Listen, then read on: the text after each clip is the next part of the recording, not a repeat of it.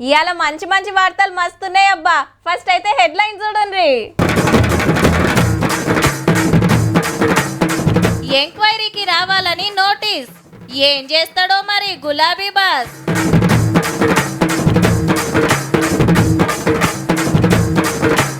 June 2 నాడే పోడు పట్టాలు షురూ చేస్తారట భూముల సర్వేలు.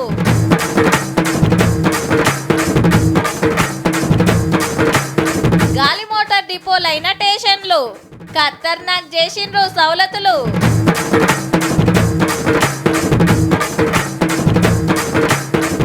మంది పాక్ గూఢచారులు అరెస్ట్, దేశం సీక్రెట్లు మోసుడు అరెస్ట్.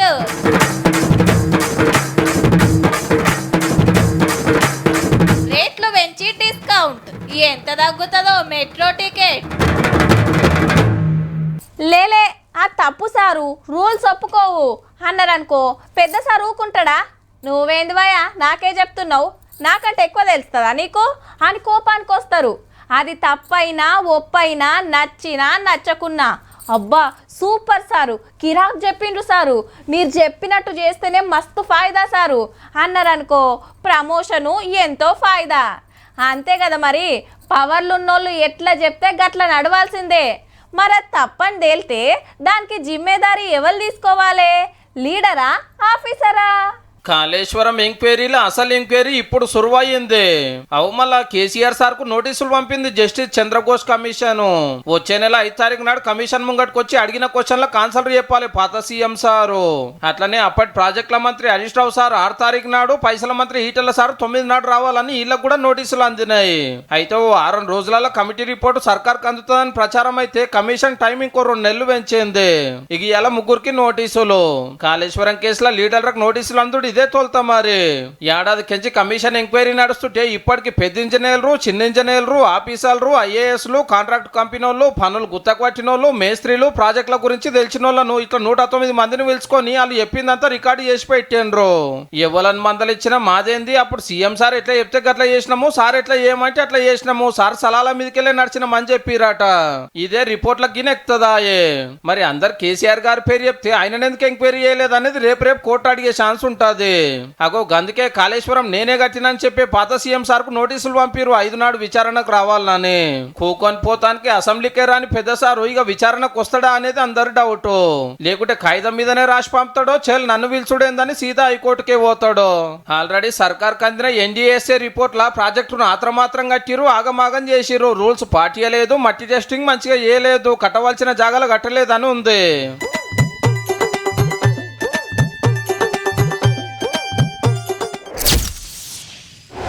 దేశంలో ఏడనైనా చూడును రబ్బా, 100 ఎకరాలు కొందరు చేతులనే ఉంటాయి. అర్ధెకరమో ఎకరమో దున్నుకునేటోళ్ళే ఎక్కువ మంది. కొంత ఓ 5 ఎకరాల వరకు ఉన్నోళ్లకు జరంత నయమే. ఇక గజం భూమి కూడా లేక కౌలుకు తీసుకునేటోళ్ళు కొందరు. ఫారెస్ట్ భూములలో పోడి వ్యవసాయం చేస్తోళ్ళు ఇంకొందరు. గాళ్ళందరికీ ఫాయిదా చేసే ఆలోచన చేస్తుంది సర్కార్. గిరిజనుల పోడు భూముల తిప్పలు, సాదా బైనామాల సమస్యలు తీర్చే టైం వచ్చేసిందిగా.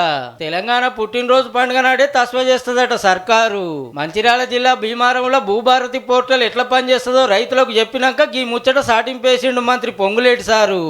రేపు జూన్ 2వ తారీఖు నాడు గౌరవ ముఖ్యమంత్రి రేవంత్ రెడ్డి గారి చేతుల మీదుగా అర్హులైన పేదవాళ్లకి మన ఇందిరమ్మ ప్రభుత్వంలో తప్పకుండా ప్రభుత్వ భూములు ఇవ్వటం, సాగు చేసుకోవడానికి ఇవ్వటం జరుగుద్దని. పట్టాలు పంచుడే కాదు, ఆ రోజుకెళ్ళే రాష్ట్రం అంతా భూముల సర్వే చాలా అవుతుంది. కొత్తగా 6,000 మంది సర్వేయర్లను తీసుకున్నారు. ఊరూర తిరిగి భూములు సర్వే చేసి లెక్కలు పక్కాగా తీస్తారట. ఆగస్టు 15 నాటికి సర్వే ఓడిపించి గెట్టు పంచాదులు తెంపి రైతుల భూములన్నీ భూభారతి పోర్టల్లోకి ఎక్కిస్తారట.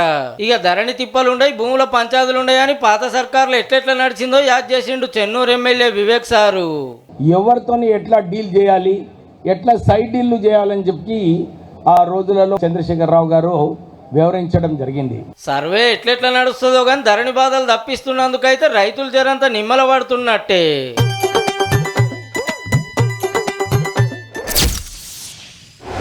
వెనకట తాతల కాలం నాడు కట్టిన ఇంట్లో ఇప్పటికీ ఉండాలంటే కుదురుతుందా?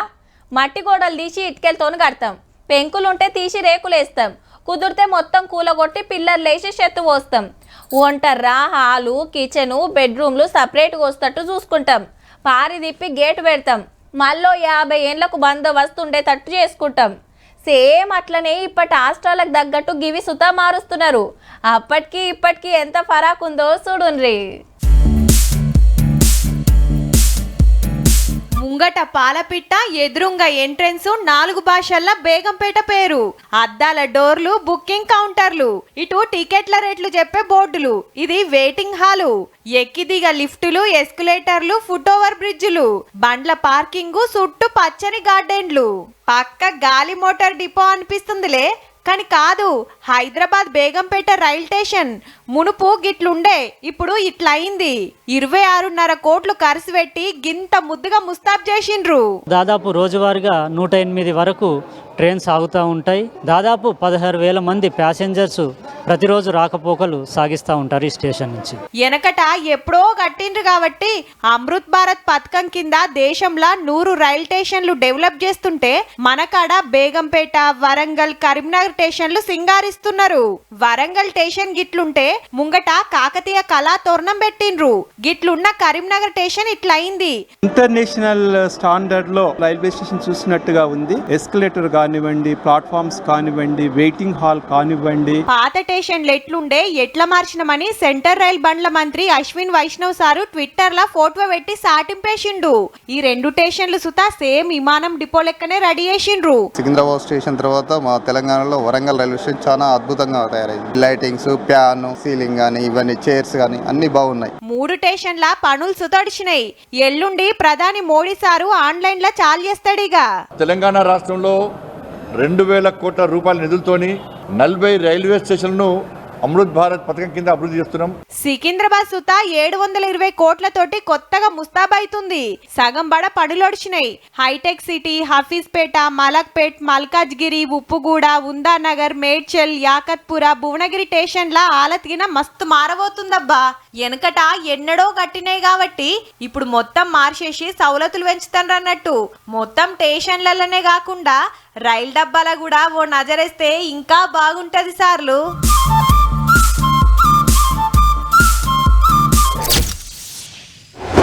ఏహే ఇంకా చూసిరేంది పాకిస్తాన్ వేసి పడేయక లేదబ్బా. ప్రపంచ పటంలోకి వెళ్ళి లేపేస్తే పీడ పోతుంది. టెర్రరిస్టులను సాదేటోళ్లను అస్సలు ఇడిచిపెట్టొద్దు, ఇదే మోక అని దేశం అంతా అనబట్టిరి. ఆఖరికి పాకిస్తాన్కు ఆసరైనందుకు టర్కీ దేశం వస్తువులు కూడా బ్యాన్ చేసి దేశభక్తి చూపించుకున్నాం. ఇక జవాన్లకి హిమ్మతిస్తానికి తీస్తున్న ర్యాలీలకైతే లెక్కే లేదు. అంతే కదా మరి, దేశం అంటే అందరం ఒక్కటి కావాలి. మరి గీళ్ళేంద్ర నాయన గిట్ల మోపైండ్రు. కరోనా కంటే డేంజర్ గాళ్ళు వీళ్ళంతా. మన దేశంలో ఉండి మన తిండి తిని పాకిస్తాన్ కోసం కష్టపడుతున్న పనిమంతులు. మరి 2 వారాలనే 12 మందిని దొరకబట్టిండ్రంటే చూడురిగా. యూట్యూబర్ జ్యోతి మల్హోత్రా గింత మర్మం బయటపడకుండా ఇండియా పాకిస్తాన్ కు అప్ అండ్ డౌన్ చేసుకుంటా మన ఆర్మీ సీక్రెట్లకు చెప్పిన కిలాడీ లేడీ. ఈ ఉత్తరప్రదేశ్ మోతవరి షహజాదు బార్డర్ల మాల్ మసాలాలు, బట్టల దందా చేసుకుంటా ఇటు ముచ్చట్లు అటు మోసుకపోతాండు. ఈ తోప్ సింగ్ పేరు దేవేందర్ సింగ్. హర్యానాలో చదువుకుంటా పాకిస్తాన్ కు పోయి పహల్గామ్ సీక్రెట్లు చెప్పొచ్చిండట. ఇక గీ పైల్వాన్ పేరు నోమాను, హర్యానాలో సెక్యూరిటీ గార్డు. బామార్ది పేరు మీద బ్యాంక్ అకౌంట్ కు పాకిస్తాన్ కి వెళ్లి పైసలు పడతాంటే వెనకాల పెద్ద కథే ఉందని పట్టేసిండ్రు. ఇంకొకడు హర్యానాలో ఉండే తారిఫు పాకిస్తాన్ ISI ఏజెంట్లతోని వాట్సాప్ చాటింగ్ చేసిండట. ఈయన మొహమ్మద్ ముర్తాజా అలీ గుజరాత్ కెళ్ళి సపరేట్ మొబైల్ యాప్ తయారు చేసి అందులోకెళ్ళి మతలబ్ పంపిండట పక్క దేశం బడివేగాళ్లకు. ఇక వీళ్ళు గజాల యామిను ఉండేది పంజాబ్ లో, పనిచేసేది పాకిస్తాన్ కోసం. ఒక్కొక్కలది ఒక్కో కథ. ఏం తెలియనట్టే మీదికో పని లోపటో పని. ఎవరైనా పుట్టిన దేశం రుణం తీర్చుకోవాలని అనుకుంటారు, వీళ్ళేమో నాశనం కావాలని కోరుకోవట్రి. ఆపరేషన్ సింధూర్ పేరు మీద దేశంలో ఉన్న టెర్రరిస్ట్ అడ్డాలను లేపేసినాక మన దేశంలో ఉన్నోళ్ళ మీద నజరేస్తే పాకిస్తాన్ పాలు తాగుతున్న పాములు బయటపడతాయి. గీసొంటోళ్ళు ఇంకెందరు మోపై పాడైండ్రో అందరినీ దొరకబట్టి కోదండం ఎక్కి ఇరుసార్లు ఇంకెవ్వడిట్లా తయారు కాకుండా.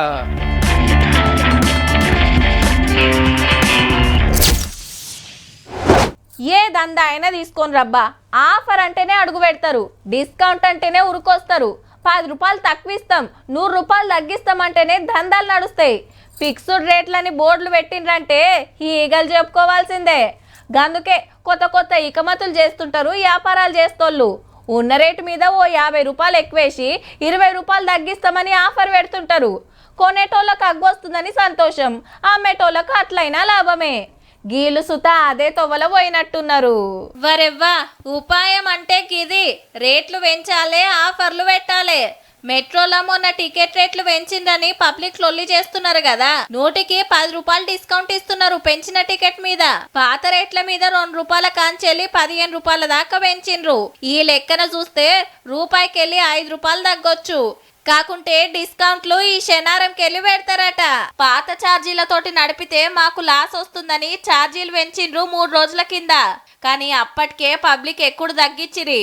ఏసీ చక్కగా వేస్తలేరు, బోగీలు సరిపోతలేవు, నిలబడే జాగుంటలేదని చాలా మంది బస్సులు బండ్ల మీద ఓడు పెట్టే వరకు దినం 5 లక్షల మంది పోయేటోళ్ళు 50,000 మంది తగ్గిండ్రట.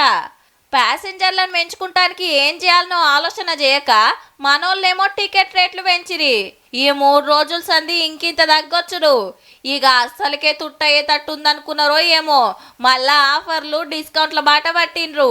ఎంత డిస్కౌంట్ ఇచ్చినా పాత రేట్ల ప్రకారం టికెట్ అయితే రాదు. చూడాలే మరి గీంత ఆఫర్ తోటి ప్యాసింజర్లు పెరుగుతారో.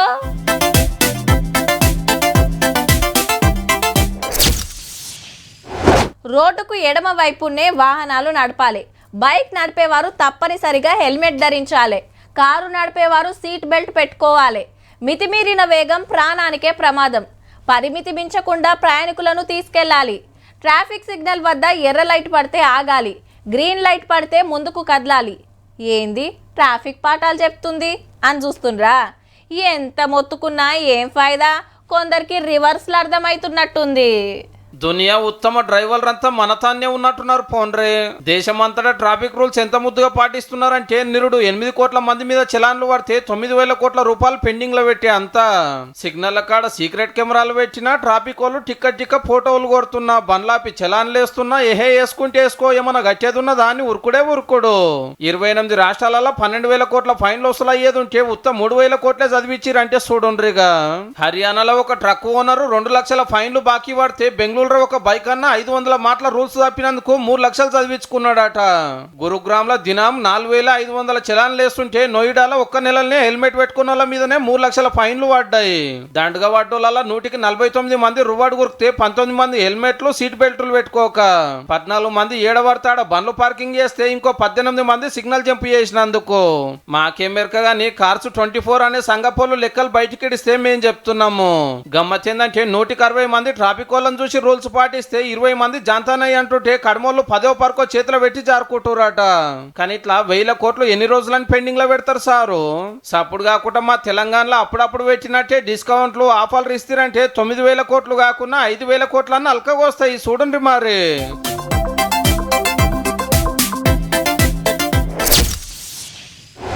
ఏ దేశం అధ్యక్షుడు ప్రధానమంత్రి ఆ దేశం పబ్లిక్ అందరికి తెలుసో లేదో గానీ దునియాలున్న ప్రతి ఒక్కళ్ళకి తెలిసినోడో కాయన ఉన్నాడబ్బా. అవునా?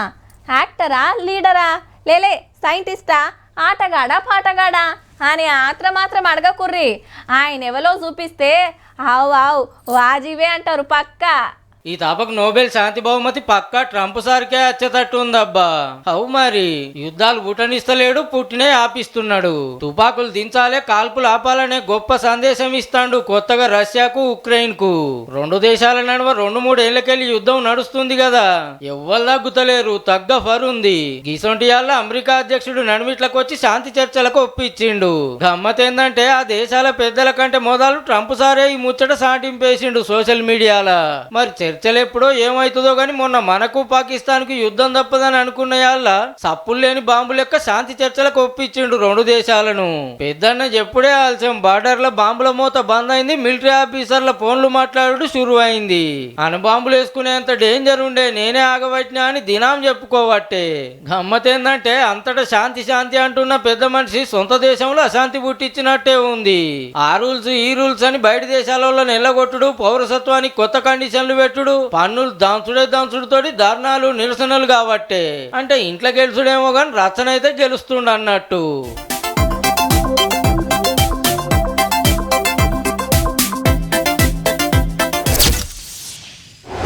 అప్పట్లా హైదరాబాద్ను సరస్సుల నగరం అని పిలిచేటోళ్ళు. అంటే ఏడ పడితే ఆడ సరస్సులుండేటి అన్నట్టు. కానీ ఇప్పుడు ఎట్లున్నది? ఏడున్నాయో ఎన్కులాడినా పత్తాకు లేకుండా పోయినాయి. కనిపించిన చెరువునల్లా కబ్జా పెట్టి కూసుండిరి. అగో గసంటోళ్ళ పని బట్టి చెర్లు కుంటలు సర్కార్ జాగలు కాపాడటానికి మన తాన హైడ్రా ఎంత రువ్వడి చూపిస్తుందో దీనాం చూస్తూనే ఉన్నాం. అచ్చం అసొంటి కార్యమే ఓ తాన జెట్ స్పీడ్తో నడుస్తుందిలా.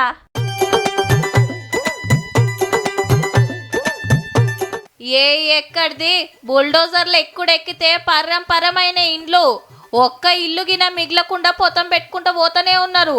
అయ్యో రామసక్కదనాల ఇండ్లు గట్లెందుకు గూలుస్తున్నట్టు అంటారా? గుజరాత్ రాష్ట్రం అహ్మదాబాద్లా 60-70 ఏండ్ల కాంచెల్లి చందోలా సరస్సు ఏరియాల సర్కార్ భూమి కబ్జా పెట్టి ఇల్లు కట్టుకున్నారట. శాన మటుకు బంగ్లాదేశ్ నుంచి దొంగతనం వచ్చినోళ్ళేనట. మంచిగా చెప్తే ఇంటలేరని ఇలా 70 జేసీబీలు 150 డంపర్లు 3000 మంది పోలీసులు 1000 మంది ఆఫీసర్లు నిలబడి 3000 ఇండ్లను కూలగొట్టించిండ్రు. గిట్లా 3 వారాల కింద 2500 ఇండ్లది సుతా సేమ్ కథ. బయట దేశాలకెళ్ళి దొంగతనం వచ్చినోళ్లను గుర్తుపట్టి వాపస్ పంపాలే. మురికి వాడల్లా అడ్డాలు పెట్టిన బద్మాష్కాలను దొరకబట్టాలని ఈ కార్యం ముంగట్కేసుకున్నారట. మొగులు మించి చూస్తే ఇండ్లు కూలగొట్టినాక చూడుండ్రి ఎట్లుందో. పక్కకే నదున్నది, తాపకింత అమ్ముకుంటా పోతున్నట్టుండ్రు. కానీ ఏండ్ల కాంచెల్లి గిన్నిగానం ఇండ్లు కట్టేదాకా కండ్లు మూసుకున్రా సార్లు? 4-5 గట్టంగానే వడగొడితే ఇంకోళ్ళు రాకపోదురు, ఇంతమందికి పరిశాన్ ఉండకపోవు. ఏం ఆఫీసర్లో ఏమో అంతా ఆగమాగ మాత్రం.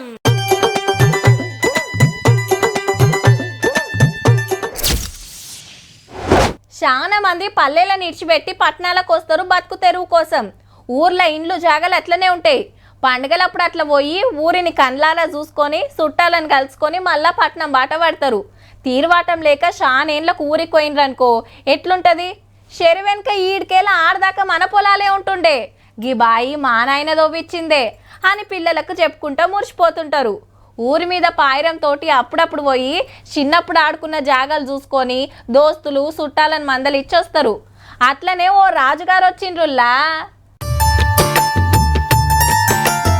రాజన్నరు కిరీటాలేవి కత్తేది బటులేరి అని చూస్తుండ్రా. చెప్తాం సాదా సీదాగొచ్చిన గీ రాజు పేరు కమల్ చంద్ర బుంజిదేవ్. ఉండేది ఛత్తీస్గఢ్ రాష్ట్రం బస్తర్లా. కానీ ఓరుగల్లు నేలిన కాకతీయ రాజుల 22వ వారసుడుల్లా. ముత్తాతలున్న వరంగల్ను చూస్తానికొచ్చిండి. అలా శంభులింగేశ్వర స్వామి గుడిలా పూజలు చేసి భద్రకాళి అమ్మవారిని దర్శనం చేసుకొని 1000 స్తంభాల గుడికొచ్చిండు. రాజుగారి పెద్దలు కట్టించిన గుళ్ళు గోపురాలు చూసుకుంటా వాటి గొప్పతనం తెలుసుకొని మురిసిపోయిండనుకో రాదుర్రి. కాకతీయ ఉత్సవాలప్పుడు 3 ఏండ్ల కిందటొస్తే రాజుగారిని జోరుగా ఎదుర్కొన్నారు మనోళ్ళు. I'm not a king, I'm a sevak. We are the pujaris, we are the priest to Maa Danteshwari first. మన కట్టుబొట్టు పండుగలు పబ్బాలు కాపాడుకోవాలి. ఇప్పటి పోరలకు చరిత్ర చెప్పాలని సాటింపేసిండు. మనకు పెద్దగా తెలియదు గాని వాళ్ళ ఏరియాల కమల్ చంద్ర బుంజిదేవ్ రాజవారిని మస్తు గొలుస్తారబ్బా.